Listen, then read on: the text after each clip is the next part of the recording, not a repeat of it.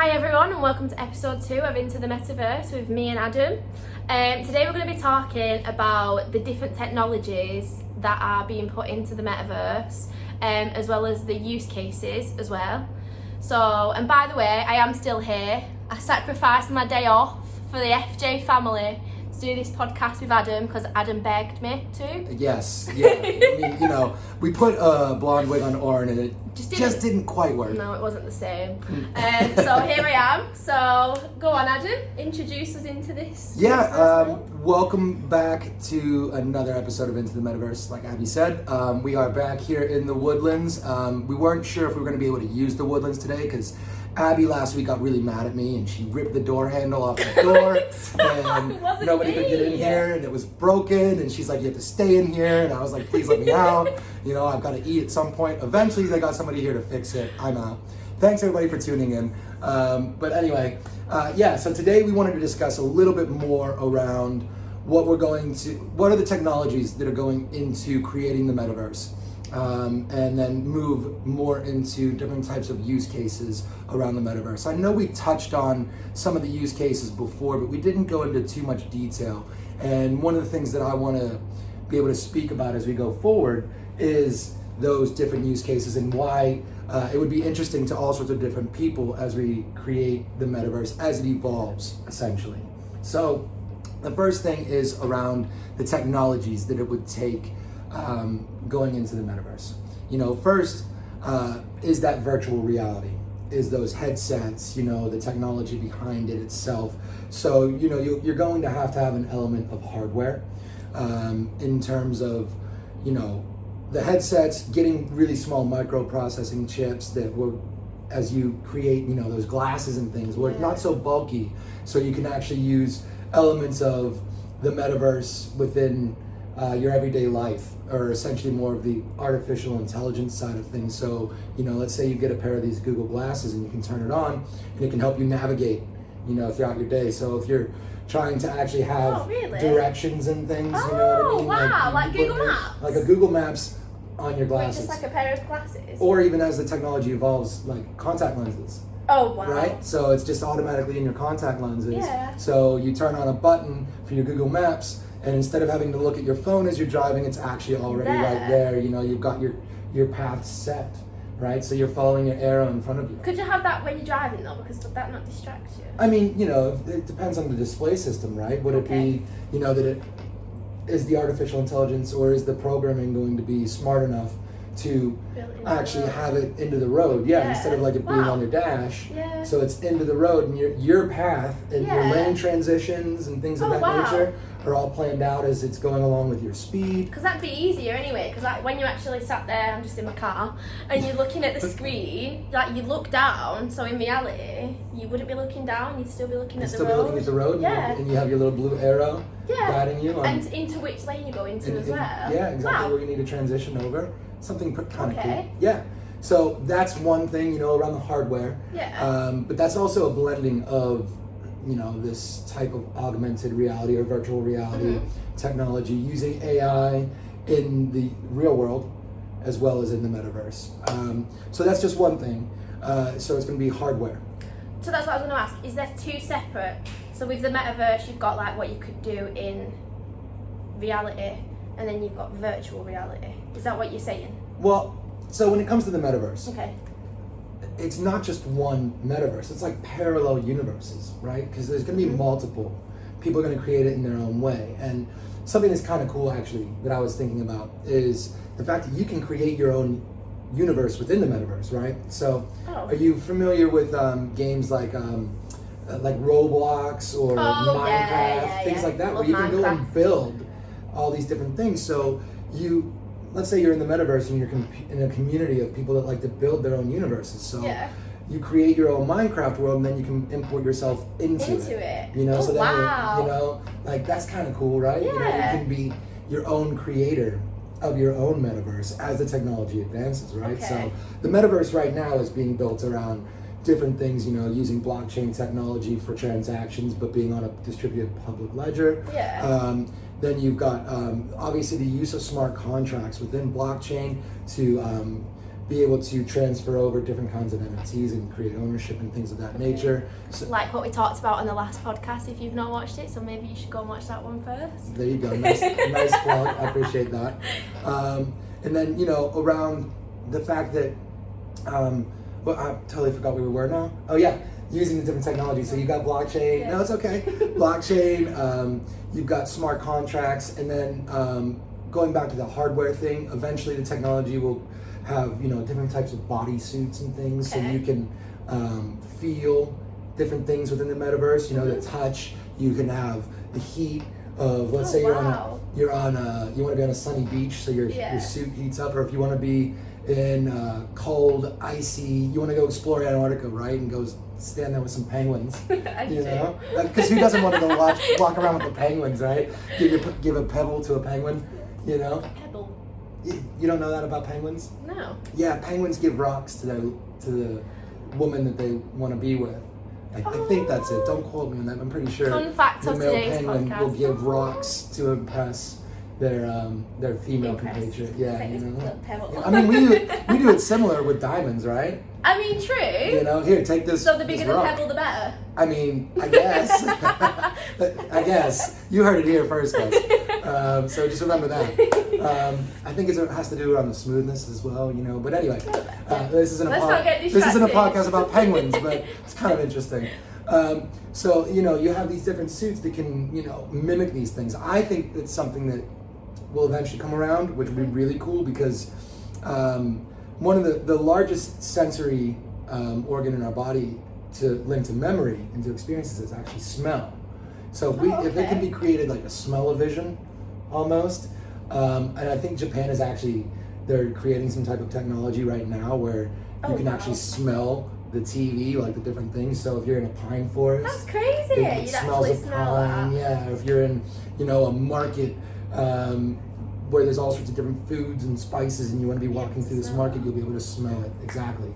Kind of really cool technology. Wow. I mean, it is eventually going to get to that point, very much so like the Matrix.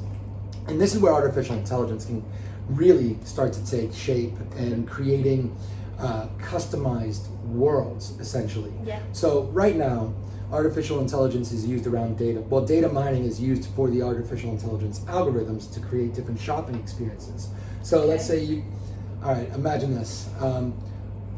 You do online shopping, right? Yep. What is one of your favorite things to buy online? Can I ask that? Clothes. Clothes. Yeah, Okay. of course. Now, when you go and you buy clothes online, is it a different experience from whenever you go, let's say, to the traffic center? Oh, 100%, because you can't try it on. Right. So you can't tell whether it'll fit or not. But with them bodysuits, With the bodysuits? you'd be able to tell. And exactly, and if you create your avatar to your size, or if it can scan your body, then you'll be able to actually tell what those fits are, and that's being able to ship it to you in the real world. Oh, wow. You know what I mean? So it's actual trying it on. But another thing that's cool is that shopping experience. Let's say, where was your favorite place to vacation ever? Oh, I loved Berlin. What's that? Berlin? Berlin? Berlin! Berlin. This is that. She's got a North Yorkshire accent, and it's just like sometimes. Sorry. Berlin is what she's trying to say. Berlin is in Germany. Yes. Okay. Right. Okay. Was it so? Berlin. Let's say you want to be shopping at Oktoberfest. Okay. Right in Berlin. Yes, I do. Okay. And what's your favorite type of music? You can't ask that. Okay, but Pop. Let's just go pop. It's not, but let's just go pop. okay, let's go with pop. Yeah. But let's say you want to create the shopping experience for yourself. The data around the music that you listen to, the vacations that you go on, the type of clothes that you want to be wearing, all of these things can be used by artificial intelligence to create a personalized, customized metaverse for you to go shopping in. So you can be in a market in Berlin, listening to some really great pop music. Ariana Grande. Exactly. I'm a Mac Miller fan, so I'm not a hater. Okay, yeah, of course, okay. you're a Pittsburgh guy. Yeah. Anyway, so you get that personalized shopping experience that, I mean, if you look at it from a corporation standpoint, using your data in that way to actually keep you in there, I think it's kind of crazy.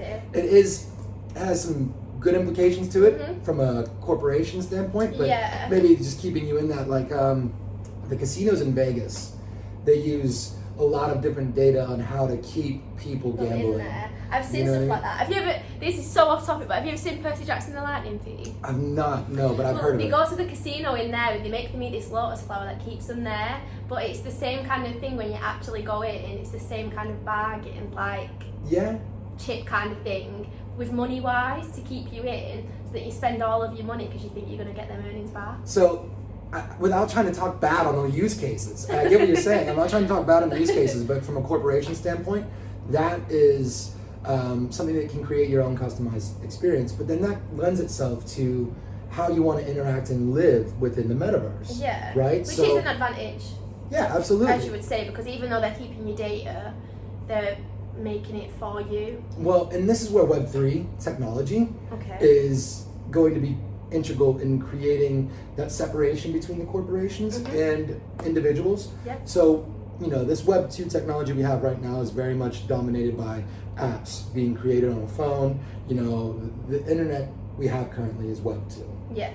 This future of the internet being built on blockchain technology, this Web 3 allows for more decentralization and ownership of your own data. Yeah. Right? So if whatever you're doing in the metaverse, as we move to this blockchain technology, you get paid for that data harvesting and your time in there. And if you want to see ads and different types of ads, looking at those ads, those companies actually have to pay you when you're shopping for that data. There's companies that do that right now. It's a company called Prometheus, for example. They'll pay you for your data if you want, you know, and you get paid back in crypto in their prom token. Yeah. So there is a solution coming towards that within Web3 where it can take some of that corporate control away. But that being said, a lot of that data can be used to put you around like-minded individuals. Now, I know that we live in a lot of an echo chamber to begin with. You know, there's a lot of Twitter spaces and things where the algorithms will only give you content that's geared towards you, and it can lead towards a false worldview. So there's danger in that implication. But same as TikTok. TikTok can do the same thing. Definitely. You know, all of these different companies, they'll use that data, they'll use those algorithms to gear the content towards what they think you're going to like to keep you there, right? Now, it can be said to do the same kind of thing within the metaverse, but you know, personalizing things within the metaverse can make it a much more enjoyable experience. So you're being put around people that like the same type of music, that like to be vacationing in Berlin, whatever that is. That like to listen to Ariana Grande and things of that nature. So then you're actually within this metaverse around like-minded individuals having a good time with that. And then the implications around that, around social media, dating apps, for example. In the metaverse. You know, you can be doing dating apps within the metaverse to then meet in the real world, as long as, you know, your avatar is reflective of you. Maybe you have some real pictures of yourself that somebody can go through and see that that's actually you, you know, you're not being catfished. Because obviously that can be a big problem within dating apps. So, or within, if you're using an avatar and you want to be somebody else, you know, maybe there's dating apps within the metaverse where you can be somebody completely different and you only know somebody within the metaverse of the way they look as their avatar, which is some people might like that. Like a lot of people just go off personality, don't they? So that could just be. It could be something really cool like that. Yeah, definitely. Absolutely, and that's your own dating within the metaverse, and there could be dating circles created around people that have those same types of interests. But then it can also be used offline as well for dating app use cases, essentially where you go and you. Basically, they'll only put you within something of somebody who has similar interests within music and somebody who likes to vacation in the same things, or you know, you're a parent and you know you're single parents, and then you want to go into a place where only single parents go that like camping and things of that nature. There's different implications of that and interactions within that. I mean, I think that's kind of cool around that. You know, there's implications around education, things that you might like to learn, hobbies, things of that nature, and you can go into different created metaverses around learning how to wild camp or build fires. With that, could you get a qualification from that? Absolutely. Why couldn't you sit in a classroom? So if you're sitting in a classroom at university, which you don't really have to do that anymore. No, you don't. Unless you want to go and, further your education, but you don't have to do that because you're sitting within the classroom setting, right? So let's say you want to take a class on, microbiology. Well, you're going to be in a class with other people learning microbiology, and you can have that interactive experience with the professor. Still, yeah. Yeah, so it has implications on not actually having to leave your home, but still get a full education, full qualifications, full degrees, all those things. So it would take away from that on-campus living, or if you're currently doing online classes anyway, exactly you still get a little bit more though of that interactive experience with being in front of the professor. I don't know what the stats are on this because I didn't think this was going to be part of the conversation, but I would have looked into it more. But there is something that can be said about in-person learning actually being better than taking online courses. Well, this is kind of that blend of that too, and then maybe your success rates for your online education can actually be better. I mean, they would, because if you think about it, people learn differently. Like, some people learn better in the evening. Like, I'm a night owl. Yeah. Like, I would probably learn better in the evening than I would at 9 a.m. on a Monday morning. Well, and it can also allow for you to do your job. Yeah, exactly, and do a degree at the same time. Exactly, so you can have a full-time job. Yeah, and still do it. And then still do a full-time degree at the same time. And it can just make life a little bit easier because there's less commute, better on the environment. But that being said, the technology that's going to be needed for powering the metaverse, right? Okay, it's not necessarily 5G, but really more into that 6G, which is not a realized technology right now, but the implications of the studies that are being done is where I think it's 1 terabyte per second, which would be something like 140 hours worth of Netflix programming being downloaded in 1 second. Like, boom, super fast really processing fast. power. Because, you're going to need it for the metaverse to look and feel as real as possible. True. You're going to need it to be able to process all that information as quickly as possible. Those head movements, just to be able to see the world the way that it's meant to be in the metaverse, right? Yeah. So you're going to have a lot of technology, a lot of major server power. I think there's a company that I'm really into. We're not working with them, so I don't want to mention them right now. Just in case Just in case you do. we do.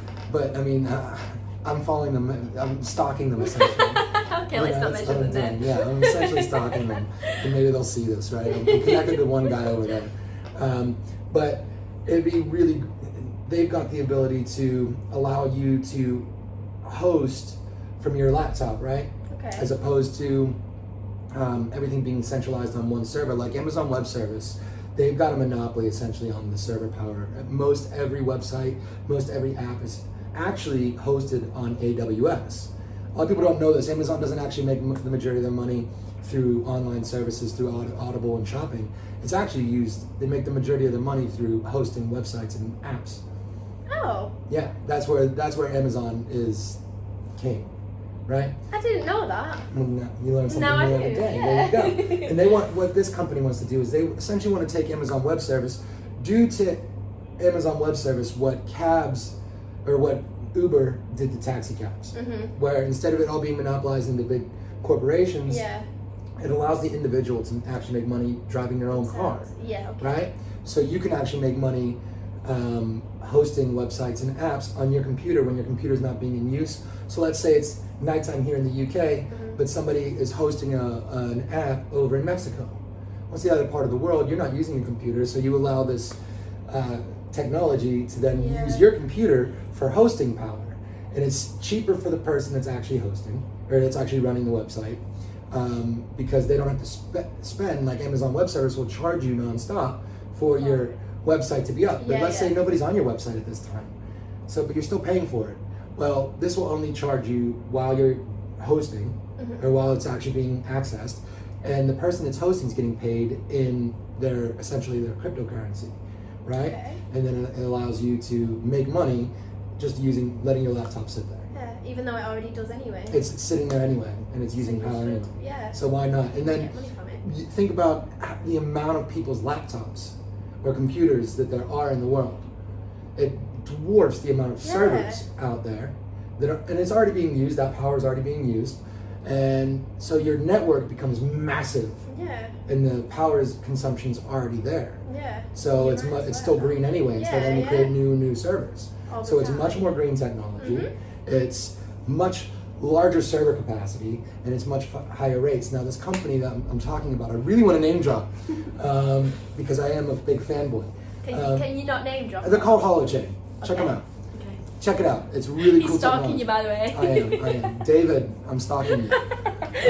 But anyway, they've got really cool technology, and I'm sure that somebody from Holochain could explain it a lot better than I can, but there's implications around all sorts of things with them, and this isn't going to be a podcast about them right now, and I could keep going on because I am a fanboy. But the fact of the matter is, it's going to take a lot of server power, and a company like that that's innovating the way that we use energy and the way that already processed energy is being used really has something that I think could catapult the metaverse into the next space, definitely. right? Using what's called holochain technology, which is actually like blockchain 2.0, it's even more advanced than the block itself. But this is an emerging tech discussion, right? That's what we were trying to discuss in this. Exactly. So it's definitely something to look into, definitely some cool implications of how the metaverse doesn't necessarily have to be this power consumption as we all move into it, because it will definitely need a lot of power to operate the metaverse, so the multiple metaverses that we're going to be in. Yeah, definitely. So that's one of the cool things that we're doing there, that is being done there. Another, a bit of technology that's going to be coming forward, I think, is going to be around that smell-o-vision, that crazy. sensory array. Would everyone smell the same thing, like a universal smell? I mean, do you know what I mean? You can hypothesize around what the technology is going to be. Are you going to have blends of different kind of chemicals and things? Smells to different people, so not everyone smells exactly the same thing. Like, would they do that? I mean, because I feel like you'd get bored. Like, if you wanted to go into the rainforest and it smelled exactly the same, like it's never going to smell exactly the same. But if you went in one day and you smell like, I've never been in a rainforest with the fresh rain? Trees, and the fresh rain one day, and then the next day it's like the sun and the grass and the trees, like, would they do that? Do you think that would be? I think the technology will eventually get there. I don't know how you can even do it. Yeah. I don't know how you can find all these mixes of smells, and how is it going to be in the sensory array? Is it going how to would be? They do that? Well, maybe it's something that triggers memory sensors within your brain. So you think about like Elon Musk and what is it? What do they call it? The Neuralink, right? Eventually, like, I don't know. I put up a question on LinkedIn the other day around the Neuralink, and Elon Musk theorizes that it's going to be the only way that humans can keep up with the AI technology that's coming out. So it's something that actually connects into your brain, and it can stimulate different parts of your brain, and you can actually do different things. Think faster, think smarter. That's like a Cyberman from Doctor Who. Yeah, it's very much like a human cyborg, like a transhuman kind of person that you would become, almost like a cyborg, to keep up with the AI. Do you not think that's too far? Sorry if I offend anyone, but... No, that's a valid question, and that's why I asked it on my profile the other day, and everybody was like, yeah, and there was a mix, but the majority of people were saying it's more of a dystopian nightmare. Definitely. As opposed to a utopian dream. Oh, is that what you were talking about? The difference between dystopian and utopian? It definitely would not be utopian. That would be dystopian. I mean, is it? I mean, everyone has a different opinion, but I just feel like when you're actually like editing the human body. Yeah, I mean, especially your brain, like that. Are you connecting the Neuralink to your brain? I feel like... Is that how they're going to get smell-o-vision? I don't know. This is just me theorizing right now. This is just kind of going back and forth on it. Not really sure about where the technology is going to take it and how it can evolve, and connecting yourself to a computer like that, really integrating the computer into you. But with AI technology, one of the things that I think is kind of funny is whenever you put a couple different AIs in a room together, I can't remember the name of the study now. Maybe we can find the link and link it to the video if I can find it. There was a conversation that multiple AIs were having, these robots were having, and the conversation went to human destruction. What? Right. So, That's why Elon Musk theorizes that AI, to keep up, you're going to need the Neuralink. Humans are going to need the Neuralink to actually keep up, and the process is already So going. that we can keep up with them. Right, okay, so that they can't destroy the human race. Right, but I mean, that's not necessarily where it's all going to go. This is just, one hypothesis from Elon Musk, right? And this is just us talking about it. Yeah. I think that the implications of artificial intelligence rather, on the human experience is going to be really great.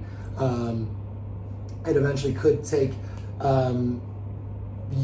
using AI to then take over menial jobs that a lot of people don't want to do, and it can allow for more of that, an easier lifestyle, less like what though? Less physical labor, where what job? Well, I don't want to mention jobs because I don't want to be I get that. But I mean, less of those physical labor jobs that less people want to do. So let's mention Asda, and say they got more machines, the checkout machines, that kind of thing.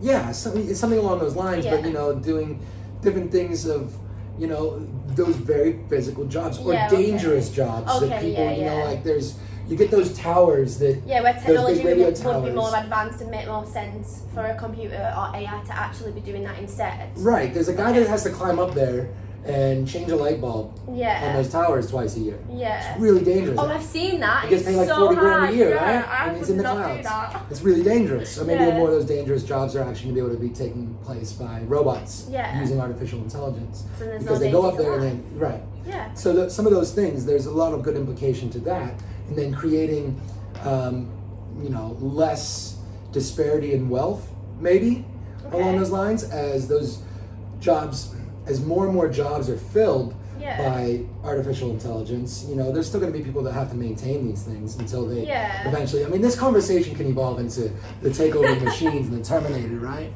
Yeah, but there'll always be pros and cons of everything. Like just because AI, you think, there's pros and cons. There'll always be pros and cons of everything. Exactly. A lot of people were, Amazon, the rise of Amazon and online shopping, that eliminates the use for stores. Well, you know what? And people that have those jobs, you also need people that need to run the servers. You need people that need to maintain the websites and do the designs and the marketing and all these different things. It's still customer service.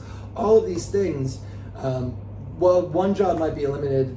As technology grows, as humans evolve, more jobs are created. Yeah, definitely. So as we transferred from horse and buggy to automobiles, maybe your stable boy job got eliminated, but then your auto mechanic was created, right? Okay. So there's implications of that moving forward as well. So the rise of the machines using artificial intelligence, and then maybe the Neuralink to going back to the question of how they're going to create the smell, right? It's just one thing, and we went off onto the rise of the machines. Sorry,